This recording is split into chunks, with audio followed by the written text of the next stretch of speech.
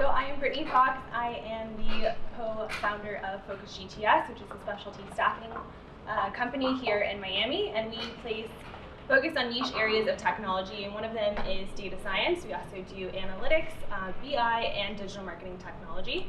So when we launched our company, we found that really working on niche areas of technology helped to service both our clients and our candidates. And so my area of expertise is really data science.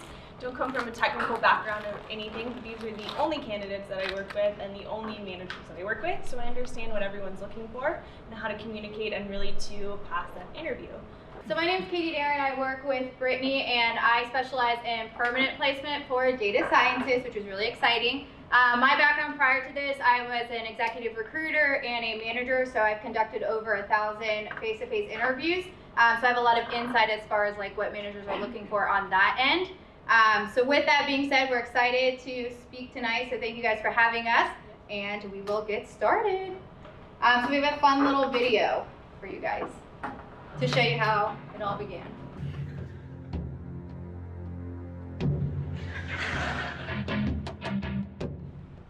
So, you want your job? What do you do? Me and they have made hunter. Me all together. You are hunter-gatherer. These days, many men. So, they will say us happy. Take your more time. Hunter? Maybe getting. Why you leave that job? That's more time.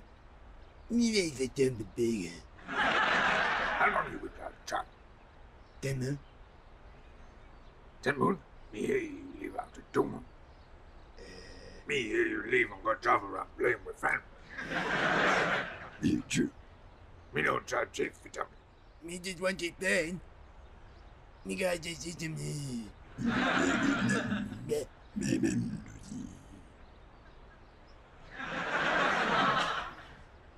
Yeah. That's lovely. This house. It's going to be that day, people. I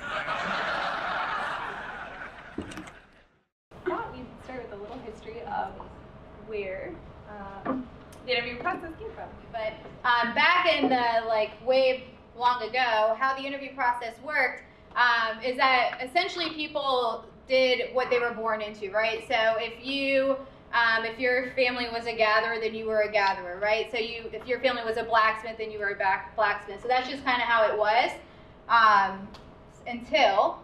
Yes. So before, how many of you grew up and your parents were a data scientist? Anybody? No? So data science is very new. So it's not something that's been common, and so it's a new thing that's coming. There's so much opportunity out there, and so that's the interview process. Where did it start? So who can say who this man is right here? Edison? Yes, Thomas Edison. So Thomas Edison actually was one of the people who invented the interview process, aside from the Stone Age people. Thomas Edison was actually really frustrated by the interview process, and he was having all these people who wanted to work with him because he was so well known and being a genius. And yes, you get chocolate. And so he was frustrated by the process, and he wanted to come up with a way to see who was the best candidate for the job. So what he would do was he would give people, when they came in to see if they were right for the opportunity, he would give them a bowl of soup, and he wanted to see what they would do. Some people would just start eating the soup right away. Other people would put salt and pepper on it before they ever even tasted it. And if they did that, he automatically eliminated them because he wanted to see that you were open to the idea of having something first, seeing how it was, and then seeing how you could fix the problem.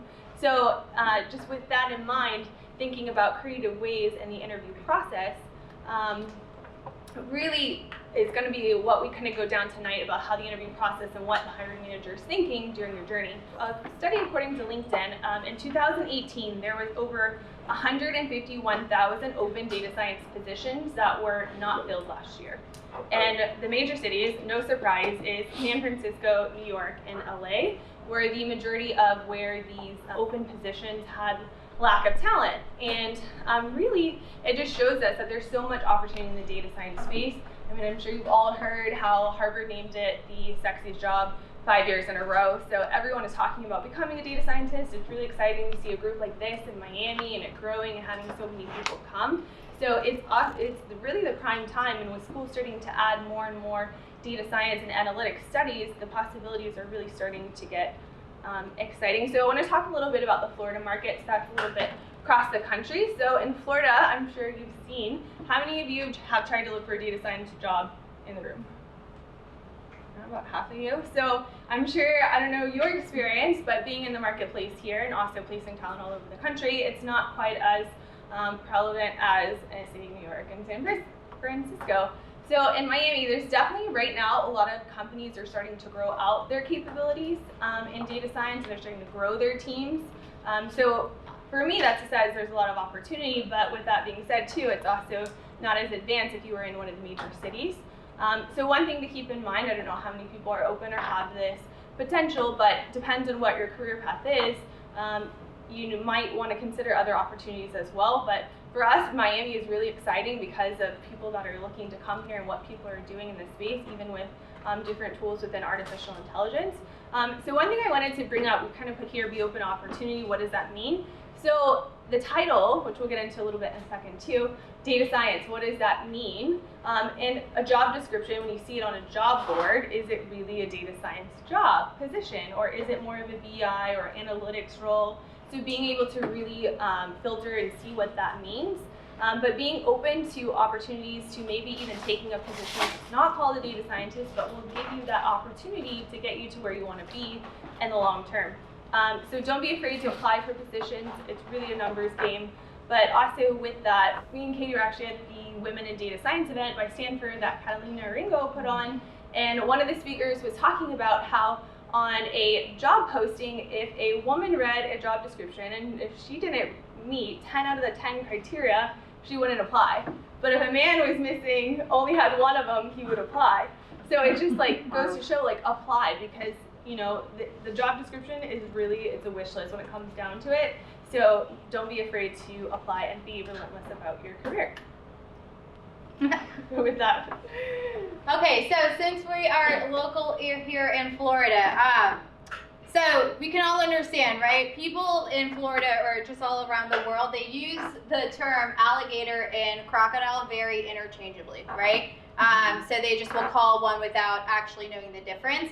The reason I bring this up is kind of like Brittany was saying, is that it's very similar to data science, right? It's a very hot buzzword. People use it interchangeably, like kind of like she was saying, the title could be one thing and the description is completely different, right? What is a data scientist? So there's all these thoughts about what data scientists actually do and what the job is and what people think your skills are. But really, data science is a blanket term for a potential lot of different type of roles. So we just wanted to kind of break it down, what you'll see commonly described as a data scientist. Help you differentiate. Are you a crocodile or are you an alligator? Yeah, exactly. So you know also what you're good at and what roles to be applying for. So the data analysts are really pulling more data out of SQL. You're doing a lot of visualizations. You might be an expert with BI tools, Power BI, Tableau, really honing in on those visualizations. But I mean, also with this role, because I'll find them both on BI teams and data science teams, it's finding who does this data analyst report to. And that's going to really tell you what this role more entails, just kind of like off the get-go before you get further into the hiring process, who does it report to. The data engineer, so here you're more dealing with the infrastructure side, the architecture and on the coding. So this person really doesn't need to have as much of the math and statistical background, but really, they're going to be really hands-on coding, and you might not have as much of that data science opportunity to maybe like transition. You'll probably work with the data science team and deal with a lot of their data, but that's more of a hands-on coding type position. So machine learning engineers and data science generalists, really, data science generalists will have a lot of machine learning that they need to do and capabilities, but a machine learning engineer is really an expert with machine learning and doing that deep coding to help get into production. So keep that in mind too. Like, is it something where you want to be hands-on coding, doing the machine learning, building out the models, perfecting them? Or is it more you want to be on the data science side where you're helping to solve the business problems, you build the model, but maybe then you hand it off to the machine learning engineer to get that into production.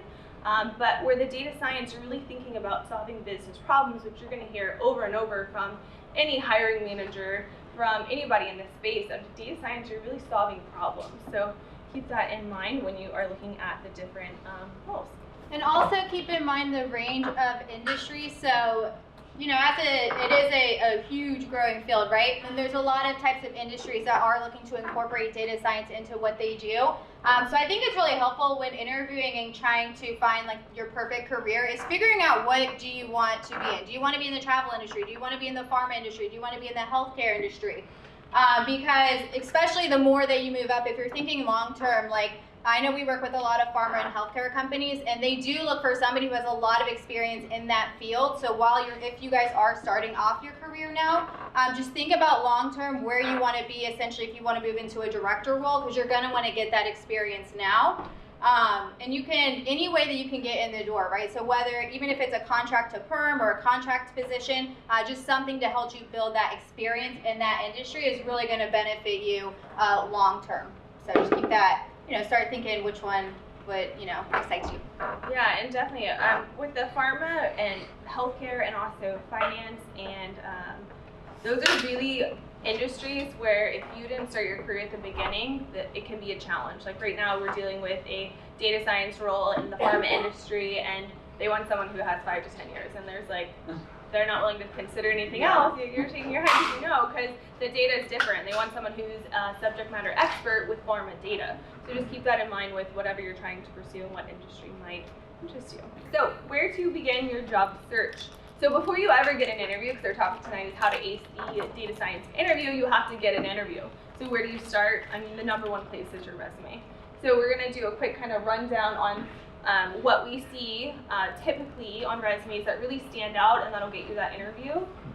So quick question, how long do you think the average hiring manager, recruiter, or HR person looks at your resume? 6 seconds. 6 seconds? I say 5 seconds.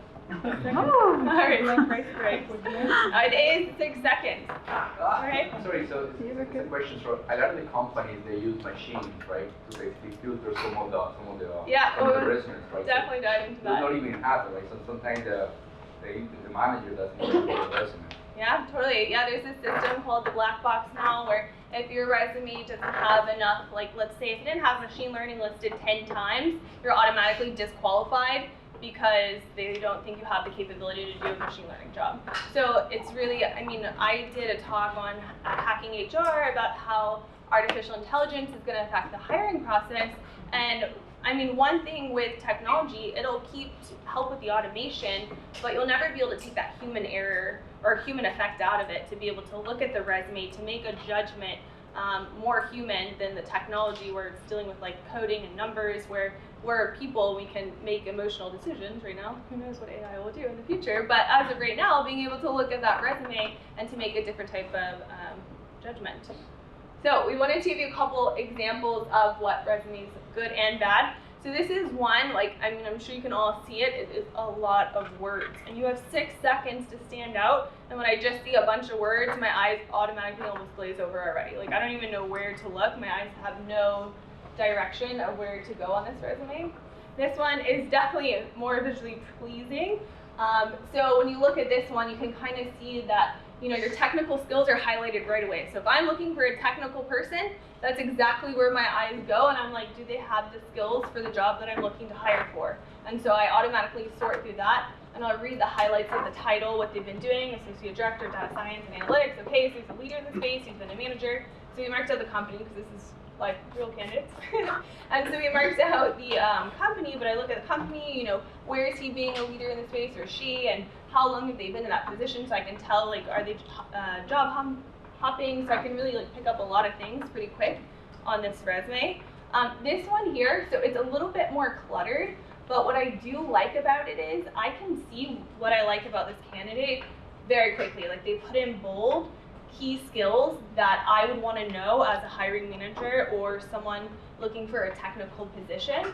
And I also love the way that, so it's actually a 3-page resume, I'm just showing you the first one, like qualifications, top awards, I mean, which is awesome, and then testimonial from colleagues, and they had their name and the company. So it's almost like reference built right into the first page, so I know that they have come from recommendation of leaders in the space. So I think this is, I mean, it's definitely a little bit more cluttered, but it's going to catch my attention where I'm going to look at it more than those 6 seconds and maybe consider them for the position. So after the resume, and you have that perfected, other great ways to get your work showcased are... Who here knows what this is? GitHub. GitHub, right? Hopefully everyone. But just to kind of go over more of what it is, it's a web-based hosting service for version control using Git. So mostly used for computer code, but it's a really great way to kind of showcase your portfolio, your work, your coding. So I definitely highly recommend having one, but also make sure that not only have a GitHub, but make sure that you include it in your resume, because it's an easy way for hiring managers to kind of, you know, copy and paste it or go on it and see what you've done. So it's your case to kind of show what your work is and the work that you do. So. And then Kaggle as well. Yeah, it's a great platform to be able to get involved in competitions. As you know, like the top data scientists are ranked in Kaggle by their competitions, and you can really find top talent on there, and they've been involved with Kaggle. So I encourage you guys, like maybe if you're trying to transition into that data science job, to get involved in this, because it's something that is good to put in your resume. I get asked all the time, like, should I get a certificate? Should I get a degree? Like, what is your advice on that? And really, it's about being able to show some sort of work, because I mean, a lot of hiring managers or just companies, they want someone with talent that's already done the work. How do you recommend handling it if all the code you've written is proprietary for clients? Yeah, and that's something that, you know, especially for GitHub, when you upload work, you can't do it. So it's just really, maybe you do something on the side that's outside of work, because that's super common. When you're dealing with your company's data, you can't post that online. So just because of their rules. So it's really you getting involved in projects like this. I know when they had the crime project that you guys were working on, something like that where you can upload it, is definitely encouraged, because we recently sent a candidate over to a client, and he had been involved in 3 different projects, and they were able to look at his code, and he got, like, they loved him. Like, they were so excited to see his work, and they have a data science assessment that they normally do, and they just liked him so much that they were like, we can tell this guy knows what he's doing. So I think showcasing your work is super important, being involved in whatever aspect. I mean, you guys are already a step ahead being at a meetup like this and being involved and being able to say like what you're doing in the field. So, and a way to kind of go above and beyond past the traditional resume is the video resume. Hi Oddfellows, my name is Rita Fedegrino. I'm currently recording this video in Waxahachie, Texas, where I spent the last 5 years earning a degree in digital media arts. Midway through my degree, I found out that I love animation and illustration. So with that being said, I looked across the internet for inspiration, where I found your work on Vimeo. When I found out that there was an internship, I decided that this was an opportunity that I could not pass up. I am a hard worker, I am passionate about learning, and I would be honored to work on your team. So thank you so much for taking the time to watch this video. Your future Texas intern, Rita. You're doing it! I'm gonna do it! Okay. Oh, there's a skip, so I'm sure you're on focus. Worker, I am passionate. I am passionate.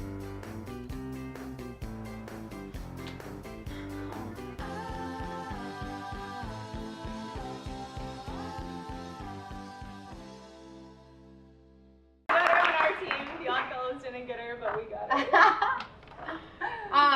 So obviously that's not for data science, but you guys can do that to companies, and it really, really, really does stand out, and it's a huge way, because let's be real, has anyone here ever done that before? Right, so how much would that, make you stand out versus everybody else that you are competing against in a sense, right? And then here you can kind of read, this is the feedback from that manager that was sent over. So it says, this is amazing and so damn cute. Thanks for taking the time to leave us a custom message. Seriously, we love that stuff. I'm sad to report that we filled the internship position. But regardless, they loved it, and it made it really stand out. It's just the position was filled. So Brittany's going to go over a story of a candidate that did a video for data science and the turnout of it. Yeah, so we had a candidate who went through the entire interview process, and he was in love with the opportunity. Like, he would basically do anything for that job. He wanted it so bad. So we suggested to him to make a video, send to the hiring manager, say why you want to be involved, like thank him, like anything you want to communicate to him that'll make him want you on his team. And so he did that, and then we talked to the hiring manager, and he said, I've never ever seen a video like that or someone go to like such extreme. So needless to say, the guy did get the job, which was super exciting, and he was pumped. So sometimes it's just going above and beyond. Like you got to really make sure that you stand out. Like, as much opportunity as there is, it's still a competitive market, especially for those top positions. It's a super competitive space, especially in Florida where there's not a ton of opportunity right now, and as it's growing for those true data science opportunities, we got to do something to stand out. So what is your social resume? Who knows? Facebook, LinkedIn. Facebook. Close. LinkedIn. We're gonna go with LinkedIn this time. So LinkedIn. Woo! Yeah, so LinkedIn is definitely your professional resume out there. It is the most powerful tool on the market for you to get a job. More than any job board, more than, I mean, really any online platform, LinkedIn is the place. It's where I've made a lot of connections in Miami. It's really a great opportunity for you, and to really showcase your work and what you've done. You can upload, you can put links to your GitHub, you can describe what work you've done in each position. I mean, LinkedIn is definitely a platform where people are gonna reach out to you, you're gonna get sales pitches, people are gonna try to sell you software, recruiters are going to try to recruit you. Like, that's, you know, it's the biggest platform. But LinkedIn really is, their biggest motto is like protect their customers first. Like, we just had LinkedIn in our office talking about, like, we were like, well, how do we do this? We're doing that. And they were like, you can't do that. We're about the members first. And we totally understand, because, you know, you have privacy too. So I think LinkedIn is one of the better platforms for protecting that. But at the end of the day, if people can reach out to you, they're going to in sales to try to give you some type of opportunity. But you can always deny their connections. You don't have to ever connect with anyone. So we're going to dive into where and how to apply for those positions. So outside of your social media resume, Katie's going to dive into where and how to apply. All right, so I'm hoping you guys are familiar with some of these, right? But yeah, so as far as like applying to positions, these are going to be your most popular platforms that you guys can utilize. And for the most part, they're free for you. So Dice, is everyone here, are you familiar with Dice? Does anyone not know Dice? So it's a website that you can use. You can upload your resume, and it's strictly for people in the tech space. So it's not going to be different, you know, a whole bunch of different things. It's strictly tech. So that's really good for hiring managers to see your resume, as well as recruiters to see your resume. Also, having your resume up on Indeed, a lot of people will contact you that way. Also, you can apply to positions on Indeed. Same with like ZipRecruiter, Monster, Career Builder. And what I recommend with these, it's a numbers game, right? So it comes down to law of average. And law of average simply states, the more chances you take at something, right, the higher you're going to succeed. So I definitely recommend just apply to everything and anything that you can. Because it's just going to better your odds of people contacting you. And the worst case scenario that happens, let's say an employer contacts you and it's not a position that interests you, at the very least you're getting better at your phone interview, you're getting better at your conversations, you're building your confidence because people are excited about your resume. So, you know, and apply multiple times. You don't have to apply just once, because a lot of times, kind of like earlier we were saying, it might go into like the unknown field. So don't be afraid to apply a lot, and don't be afraid to apply often. But this is going to be a really big thing for you guys. So make sure you're using that. And then our favorite way, of course, is working with a specialty recruiter. So someone who really knows the space. So, I mean, we highly recommend working with a recruiter. I mean, there's multiple benefits. There's not any downside that we're aware of working with a recruiter in general to help you get that job, because it really opens up your possibilities to more opportunities. So some fun little memes here. So Another great reason to work with a specialty recruiter who knows the market, knows what's happening in the data science space, is you'll often have client expectations and then you have the client budget, what's actually happening on the marketplace. So we are here to help manage expectations. So this is just a little fun. What we often hear, and this is another one just in the tech space in general, they'll say that they want someone with 5 years of experience and maybe the software has been out 2 years, and it's like, when you're experts in this space, you're able to educate sometimes even the manager. And one thing that we really like to do is what we call interview slots. So when we're dealing with a client, we get a data science job, what we do is we always take an in-depth, what we call job spec. We talk with the manager typically for at least 30 minutes to do an in-depth dive of what they're looking for and how we can find that talent and make sure we don't go to the back and forth. Is this the right candidate? Can they do this? Can they do that? We know exactly what they're looking for, so we get interview slots. And then so when we talk to candidates, we pre-screen them, we know what they're looking for, and then when the candidate is right, we just slide them right into that interview slot. So one thing with that, with that opportunity, so it gives you just that extra advantage to be able to get an opportunity, and oftentimes hiring managers will work with recruiters on an exclusive basis, so maybe you'll never see that job posted online. Also, especially in the contract world, they don't go through their typical HR, they hire an outside firm like an MSP who works with recruiters to be able to get that position. And just another testimony of like being open and flexible is we had one of the data science speakers at the Stanford event. She took a contract role and then she ended up meeting the chief data officer who loved her so much and got her the data science permanent position because they had an opening coming up. So it's really sometimes about being open, and maybe you have to take that contract role to be able to transition to a full-time opportunity. So other ways that you guys can do. One is networking. So I first want to just applaud everyone for being here because I think it's awesome that you took time out of your night. So let's give all of us a round of applause. All right. But yeah, like use the connections in this room. Like you never know who you don't know, right? You never know who's working at the company you want to work for, or who knows the director of Wayfair and you've been trying to get into Wayfair for over a year. Or you just never know who each other are. So just make sure you guys do take that time to network with each other. Also utilize referrals. So, you guys obviously went to school, you've been around a lot of people, you studied in different projects with different people. So if you know somebody, or like look at where, your friends or people that you know are working, and see if they can make a recommendation for you, or get you an interview, or just name a director for you, or just kind of, utilize those referrals to your advantage. And then kind of like we were stating earlier, just make sure that you guys are using LinkedIn to network as well. At the Women in Data Science conference, someone was asking like, how do they get past the recruiter? Because, you'll submit the resume and it goes into like the black box of whatever. And she literally said, she was like, the best way is to reach out to the manager on LinkedIn. Like, don't be afraid to say, hey, I saw you're hiring, here's my resume, or I think I'd be a great fit.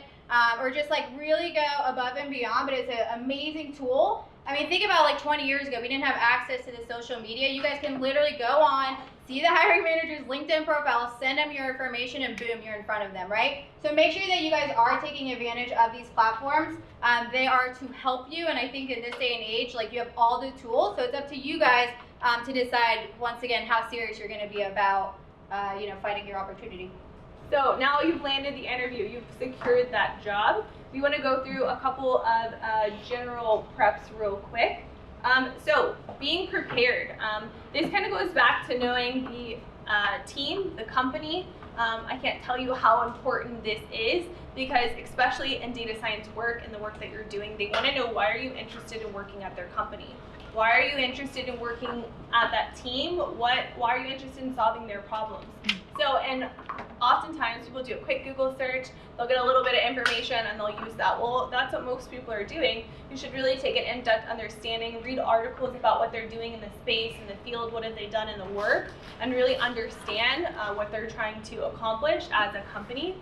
So technical skills. So this is something you can't prepare for right after you got the interview.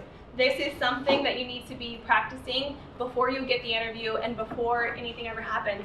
You should be expected that you're going to have to do some programming, and that you should be up to date on your R and your Python. Those are common data science programming tools that are going to be expected of you, and if you try to start learning it right before an interview or just brushing up because you haven't been actively using it, it's not the best time. It's really preparing before you even get that interview because coding tests are normal and they're expected and will happen within the job interview process. And just a quick story about that. So I often, I have a coding test that I give out for one of my clients. It takes typically a minimum satisfactory of 8 hours. And I always tell the candidates before they do it, this is gonna take you 8 hours. Make sure you allow for the time, because most of the candidates who did not take the time and did only put in maybe even just the 8 hours, they were not as likely to get the interview. I'd say maybe like 2 out of 10 would get the interview if they did 8 or less hours.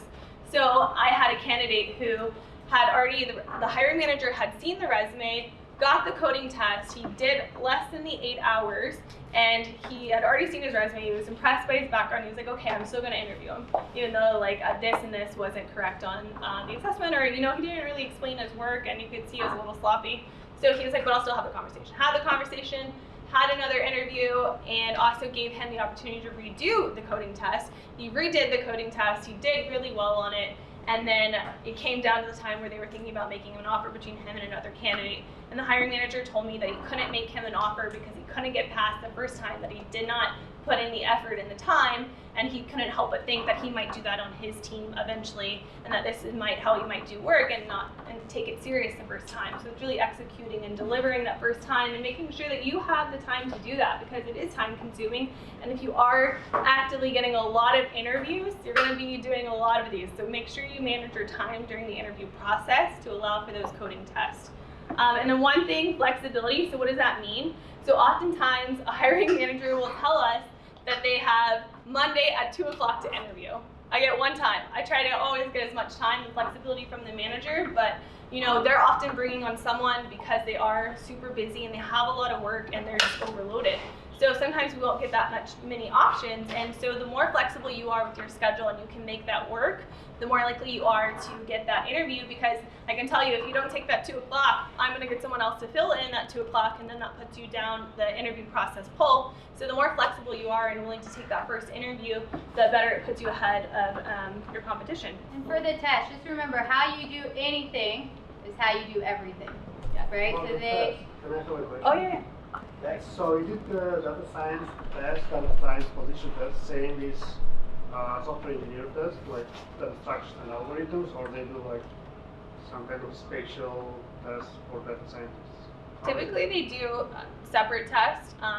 My software engineers, like when I'm working more, if I ever place a software engineer on an AI team, it's more like machine learning engineer, or I place like some chatbot developers, they would have them come in and maybe like do something there, but I haven't had them necessarily, it's not the same set, because you're dealing more on the programming of R and Python and looking at models. So it's typically separate, depends on, but what is the true role? So maybe if they do need someone who's hands-on coding with like Java on the back end, or front end should I say, that they would have you take that test if it's more of a hands-on coding type position. The phone interview is way more than what you say, right? So the first thing is your tonality. So I'm gonna go over a couple of tips, right? You wanna make sure that you guys emphasize the words that you want the person to hear. So for an example, if I'm interviewing and I want them to know I'm an expert at machine learning, I'm great with linear regression, and I'm amazing at Python, right? I'm gonna make sure my tonality is extra emphasis on those words. So I'm like, awesome, yeah, I'm really good, I'm amazing at Python. I worked on a project, I did linear regression, we were doing a machine learning project. But what it does is people tend to zone out. It's just facts. I'm sure you guys have zoned out sometime during this presentation. It's fine, I don't blame you. But in order to keep people engaged, you have to have a tonality so it forces people to listen to you, right? You have to excite them, or you have to engage them, and tonality is the easiest way to do this. Also articulate, right? You want to make sure you articulate your words, because that shows, once again, like your education, or like that you know what you're talking about and they can understand you. And just be mindful, if you do have an accent, just be mindful who's on the other phone. You might need to talk a little bit slower. You might need to articulate your words a little bit more, just to make sure they do understand everything that you're saying, right? Another thing is you want to make sure you prepare. So if you do have a phone interview, don't feel silly, like practice in the mirror, do what you got to do, practice with a friend.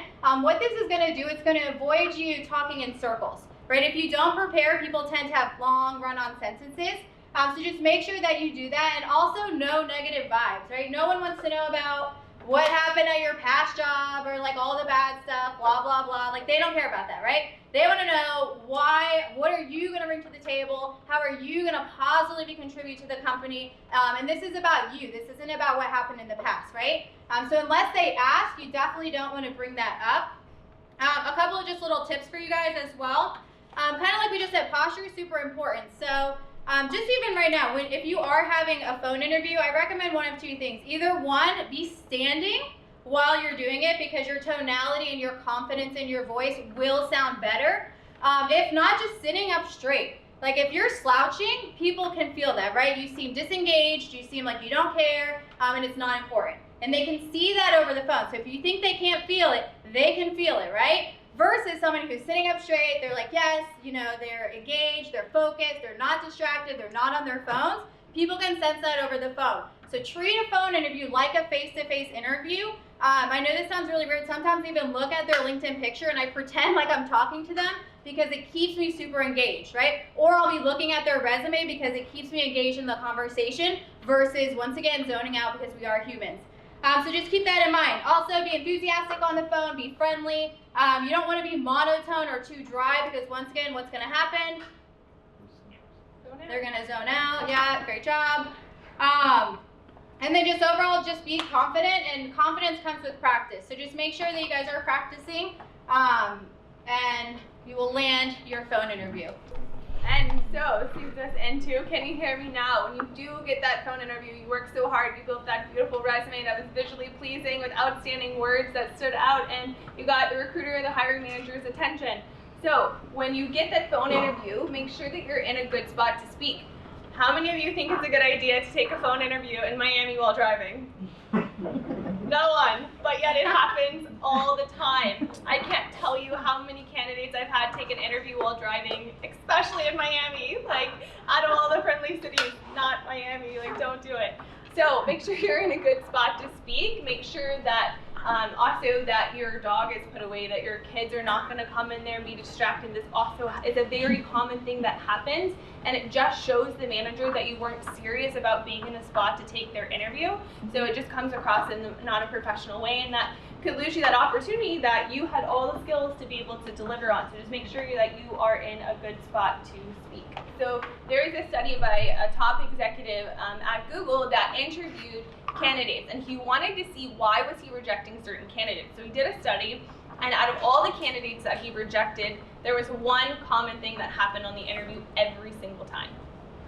The candidate talked the entire time.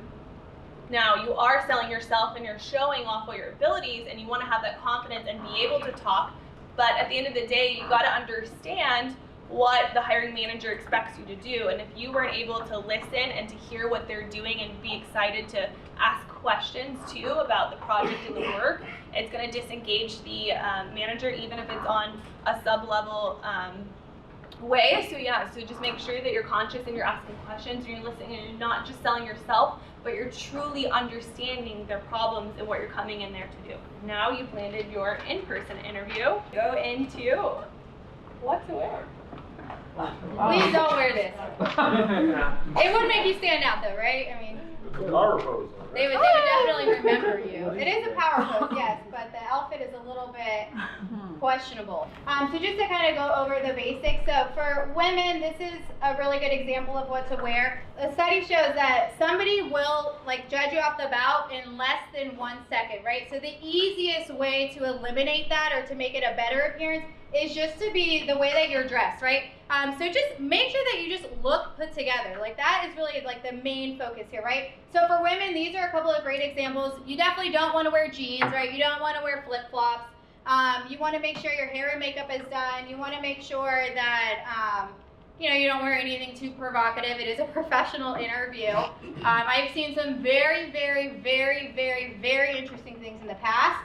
And it's very hard to take that person serious, right? So just make sure that, people do, it's funny, yes, but it's reality. So I just want to cover so it doesn't happen to you guys, right? Like if you put on a suit, yep, being a girl, yep, is that a good thing, or does that look like dressing up for the tech scene? Great question. I think it's a great thing, personally. Because my philosophy is it's never a bad thing to be overdressed, but it feels really awkward to be underdressed, right?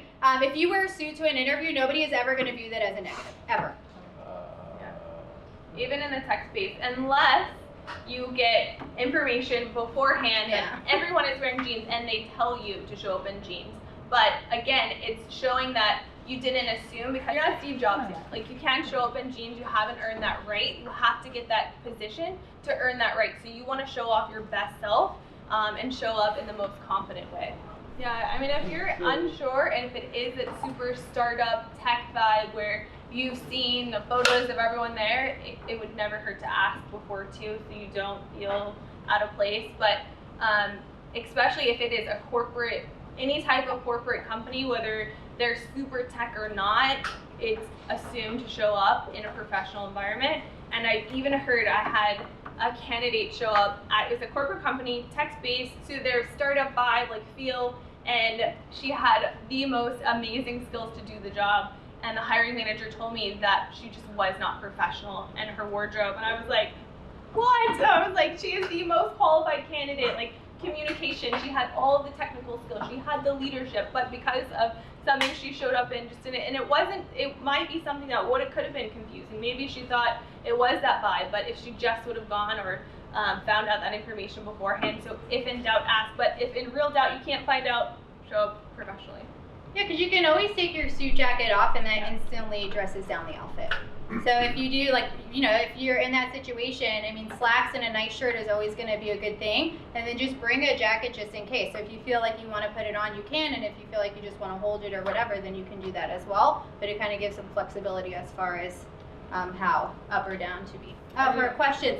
I found this really good article. So kind of like she was saying is that we want to get the manager to talk, right? So how do you do that? You ask them questions, right? So I'm just going to go over a few quick questions that are really beneficial to ask. But what this does, it shows your engagement in the interview process and your passion in a sense, right? That you actually care about what they're doing and what's going on. So number one is questions to ask about the job itself, right? So some common questions. One, what does a typical day look like, right? Obviously you want to know, what is my day going to look like? Can you show me examples of projects I'd be working on, right? That's a great question to ask. Also a great question, what are the skills and experiences that you look for in an ideal candidate, right? That'll kind of help gauge where you stand as far as that interview process goes. Also, if you ask it early enough, you're getting their hotspot, so you can, if they're like, oh, I look for Python, then later in the interview, I'm definitely going to showcase my experience in Python because they told me they look for that, right? So it's like an easy way to kind of get to know what's in their head. Another thing, you can ask about training and professional development. So these questions would be like, how am I going to be trained? And then are there opportunities for advancement? Especially in a permanent role, you want to make sure managers like hearing this question because it shows that you're interested in the long term versus just finding a job, right? Third one is asking about the performance. So, what's the most important thing you'd like to see somebody accomplish within the first 30, 60, 90 days? What does that look like for you? Also, what's the performance review process like? These are great questions to ask. You ask about the interviewer, right? You want to get to know them, especially if they're going to be the one who's essentially in charge of you, right? So how long have you been with the company? What did you do prior? How did you come to this company? What's your favorite part about working here? So just kind of get to know them a little bit better. The next one is to ask about the, questions to ask about the company. So what are the goals? Where do they see the company going in the future? And just a lot of long-term stuff. And then also about the team and the culture, who's going to be directly managing me? Tell me a little bit about the team. What do you guys do for fun? Do you guys hang out outside of work? Just whatever, obviously whatever caters to you guys, right? And then also to end it, always asking about what's the next step, right? Because it's going to also show your engagement. Are they going to do an in-person interview? Are they going to hire someone immediately? What does that look like? So we'll send it out. There's 51 questions. What I find is beneficial, look through those questions and just find 3 to 7 that you love and then memorize those or whatever you want to do, and those are the questions that you ask. But managers love this. Our goal by the end of this is to teach you to get every single job that you apply for, right? So by asking the questions, it's also helping you guys find out what company you want to work for, right? So I ask this because I'm not going to start a job that I don't know the answers to some of these questions, right? If I don't know where they see the company in 10 years or if it doesn't align with what I'm looking for, then maybe that's not the best fit. Now, I'm definitely not going to tell the manager, oh, that doesn't align with what I'm doing, right? Because that's just rude. But I'm keeping it in my mind. I want to ask these questions because I genuinely am thinking about the future of me working there. So I need to know, like, it's like solving a puzzle, right? I'm filling in little pieces so I can see if this is going to be a good fit for the both of us. Yeah, and asking questions, like, it's your responsibility to make sure that it is the right next opportunity for you and that you see yourself there long term, especially for these permanent data science roles. Recently had a candidate who he was at a long-term corporate company working as a data science, I believe for about 3 years, and he felt like he needed a different, just career path to get into a new industry and also just to further his experience in data science, probably that had a little bit more knowledge and a team that was doing that. And so he made a transition into a consulting position. And so it was a great opportunity to be able to get into working with different clients and also to really get a breadth of experience with different industries and also skill sets, working on different teams, solving different problems. But with that said, he didn't take into consideration the consulting route. It's different than working at a corporate job, showing up every day. There's a lot of travel involved. There's also times when you're just not on a project where you might be benched, and he ended up being benched for 2 months and he had just started the position. He was freaking out. He had changed positions to be able to further his career. Although he was happy sitting at home getting paid, he wasn't able to do the work of the reason he left his company to further his skills and knowledge. So it's really up to you to make sure you ask all these questions during the interview process, because now for him to go get another position, a hiring manager is going to be like, well, why is he looking to leave already? He was only been at this new position for 2 months, and that causes a new challenge for him to get a new position. It's not that it won't happen, but it's going to cause you a new challenge when you change a company so quick. Because people, when they hire you full time, they want to see that you're going to stay in the position long term. They're investing a lot in you to get you started, and so they want to make sure that you're going to be there long term. So, and I mean, just like, you're selling yourself during this process. As much as I know most people, you are in the tech space and you might not have the most positive notion of sales, but every day you're selling. Like when you want to go to a restaurant with someone else, you're selling them on the idea to go to your restaurant that you want to go to. You're always selling something. And during the interview process, you're selling yourself to the hiring manager, to the team, to everyone that you meet. So just keep that in mind. And they're also selling themselves too, to make sure that it's the right fit. And follow up. So we get asked all the time, how much should I follow up during the process? And my main response is always as much as possible, because the worst thing, you already don't have the job. You know, the comment that I've gotten before when a candidate was super persistent was, wow, that candidate's super persistent. They keep following up with me. They must really want the job.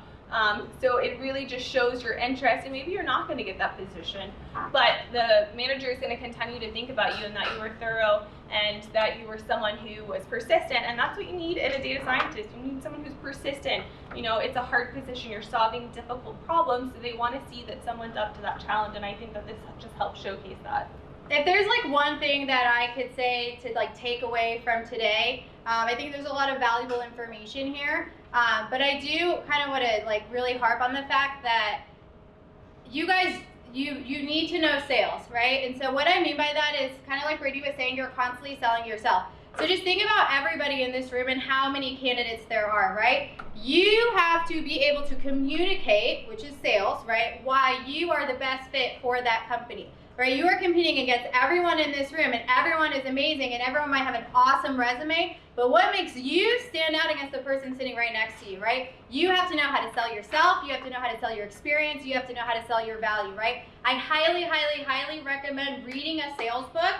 It may be weird, but I promise you most people in this space are not doing that, and it's going to set you apart, right? Just watch some videos on it, watch a podcast, do a TED Talks. But it's really important because one, yes, you got to sell yourself to get the job, because people do buy into people, right? I've had multiple people, they hire someone just because of the way they presented themselves and they wanted to be around that person. They had that energy, right? But second thing is when you are in a data science role, you're going to have work that you do that you have to communicate, right? Sell to stakeholders, sell to the CEO, sell to whoever you're presenting to. You have to get them to buy into your idea. Why is this data the way it is? Why is your idea right? Why is this the way to look at it? That is sales. right? They have to, if you're confident and you're like, this is the way it is, I promise you they're going to believe you, right? But if you're like, oh, well, this is my analysis and like a lot of doubt words, that isn't selling anything, right? So if there's one piece of advice, look into sales, learn tonalities, learn how to say what you want to say, learn how to sell Youre, because that will set you apart from the competition, I promise you. The goal is to have you do 5 interviews, all 5 get you an offer. It doesn't matter if you want the job or not. The point of this presentation is we want to teach you guys to ace your interviews so you do have options, right? I don't care if I don't want the job, I want the offer, right? Because that means I did a great job and they want me and everything is great, right? So if I have 5 offers, I'm in a good place. I'm like, all right, cool, I don't like you, you're okay, but I'm going to choose you, right? Versus if I do 5 interviews and 1 offer, you're kind of stuck and you're like, oh, I guess I gotta do that, right? You want options. So how you get options is to apply what we teach you, but really sell yourself, right? So that way this can be you with all your glorious, amazing opportunities. Yeah, and I mean the goal is definitely to get multiple offers, and there is a way also, once you do get those multiple offers, to turn them down professionally. Like the last thing you wanna do is to leave a bad taste in a hiring manager's you know, and what they went through, it took them time to go through that process. You have to consider that as well in your communication and making sure that you are doing everything properly and letting people know in a timely manner when you're going to reject an offer. If you say you're going to take a position, take the position. That is one of the worst things you can do for your reputation in the marketplace, and it is a niche marketplace here in South Florida especially. And so if you take a position, be committed to it. So just make sure that you're always thinking about the company too and your reputation and how people are going to view you in the future. So just make sure once you do get those multiple offers that you're turning them down and you're communicating to the company of the reasons maybe you did take another offer and maybe something that they can improve upon. Because you know that's how, like, honest feedback is how we all get better in the interview process. When something doesn't go right, I always tell my candidate what the feedback was because I want them to improve and how they can get better. One thing that we recently got back from a candidate who did an interview, she was a data scientist, and they asked her why she was using random forest in the way that she was, and her answer was that that's how the previous data science did it. And unfortunately, that automatically disqualified her during their interview process. She had everything they were looking for, but because she was said in that way and wasn't thinking in a creative, problem-solving way, she wasn't considered for that position anymore. So we were able to tell her that and let her know so she can think about that, help improve in her current position, and also to help her in the interview process further. So just make sure once you get those multiple offers, we're handling them in a professional way. Now, we wanted to go give you some advice of what we're hearing in the marketplace from hiring managers directly, the top things that they look for a data science candidate, because we thought this would be super useful since you're in the interview process or you're looking or interested. So one of the most common things that I hear from hiring managers is they want someone who is a problem solver, someone who they want to not only see, because I think sometimes in these positions, these are very intellectual, problem solving, and you're thinking in your mind of the answer, and you think that you're being so complex, and you come up and you're sharp and you give that answer, but you didn't show how you got the answer.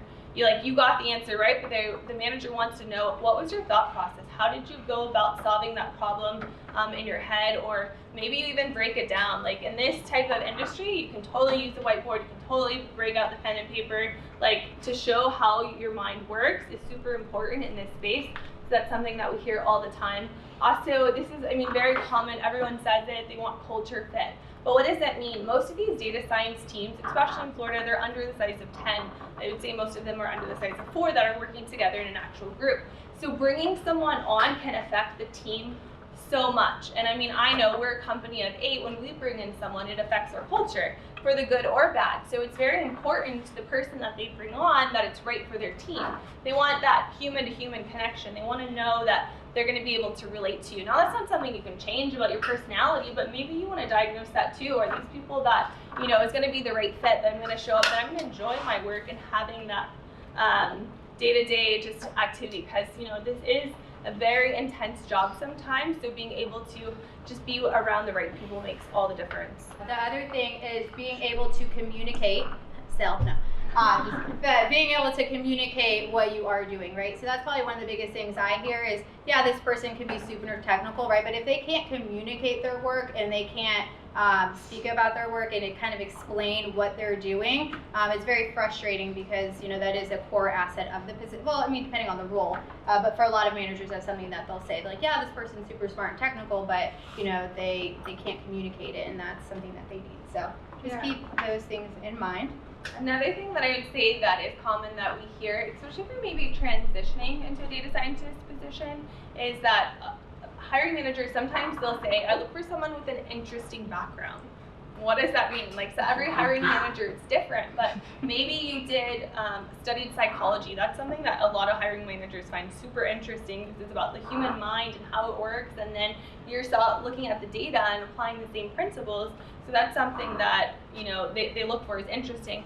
And also another candidate that we were working with is he had done a blog about his hobbies, and it also translated into some of his work as well, but he was into yoga and meditation and fitness, and he blogs about it, and we sent that details because he had just some cool like technical stuff in there too, so we were able to show that as well, to show that you're just an interesting person, that you are someone that they want to be around. So just having that well-rounded and interesting background.